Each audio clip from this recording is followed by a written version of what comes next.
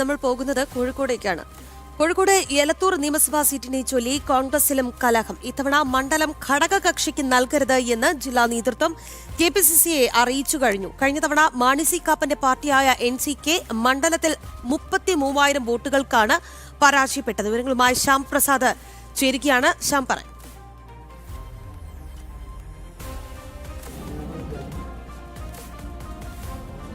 രാഗി LDFിലുണ്ടായിരുന്നത് പോലുള്ള എലത്തൂർ സീറ്റിനെ ചൊല്ലിയുള്ള അതിർത്തി കോൺഗ്രസിലും പുകയുകയാണ്. പ്രധാനമായും കോൺഗ്രസിൽ കലഹം തുടങ്ങിക്കഴിഞ്ഞിരിക്കുന്നു. എലത്തൂർ സീറ്റിലാണ് ഇപ്പോൾ പ്രധാനമായും കോൺഗ്രസിനുള്ളിൽ കലഹം മൂർച്ഛിച്ചിരിക്കുന്നതെന്ന് തന്നെ പറയേണ്ടിയിരിക്കുന്നു. പ്രധാനമായും ഘടകകക്ഷികൾക്കാണ് ഈ സീറ്റ് വിട്ടു നൽകിയിരിക്കുന്നത്. മാണി സി കാപ്പന്റെ പാർട്ടിയായ NCKയ്ക്കായിരുന്നു കഴിഞ്ഞ തവണ ഈ എലത്തൂർ സീറ്റ് കോൺഗ്രസ് UDF വിട്ടു നൽകിയത്. എന്നാൽ ഇത്തവണ അത്തരത്തിലൊരു നീക്കം വേണ്ടെന്നാണ് പ്രധാനമായും UDFിനുള്ളിൽ കോൺഗ്രസ് ഉന്നയിക്കുന്ന വാദം. ഈ ഘട്ടത്തിൽ ഈ ഘടകകക്ഷികൾക്ക് ഈ സീറ്റ് നൽകുമ്പോഴും പ്രധാനമായും ഇതിന് പിന്നിൽ വർക്ക് ചെയ്യേണ്ടത് കോൺഗ്രസ് ആണ്. അതിനാൽ തന്നെ ഇത്തവണ കോൺഗ്രസ് നേതൃത്വം നേരിട്ട് ഈ ഒരു സീറ്റ് ഏറ്റെടുത്തുകൊണ്ട് ഇവിടെ മത്സരരംഗത്ത് ഇറങ്ങണമെന്നാണ് ജില്ലയിലെ പ്രാദേശിക നേതൃത്വം ഇപ്പോൾ KPCC നേതൃത്വത്തെ അറിയിച്ചിരിക്കുന്നത്.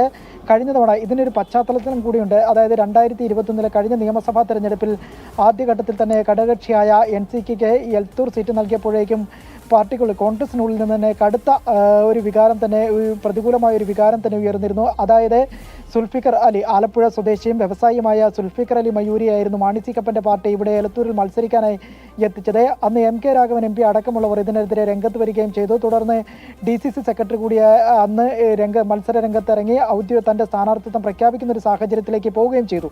പിന്നീട് പാർട്ടിയുടെ കോൺഗ്രസിന്റെ അനുനയ ചർച്ചകൾക്കൊടുവിലാണ് സുൽഫിക്കർ അലി മയൂരി തന്നെ നിലവിൽ സ്ഥാനാർത്ഥിയായി മുന്നോട്ട് പോകുന്ന ഘട്ടം വരികയും പിന്നീട് നടന്ന തെരഞ്ഞെടുപ്പിൽ 36,000 വോട്ടുകൾക്ക് ഇവിടെ പരാജയം സമ്മതിക്കേണ്ടി വരികയും ചെയ്ത്.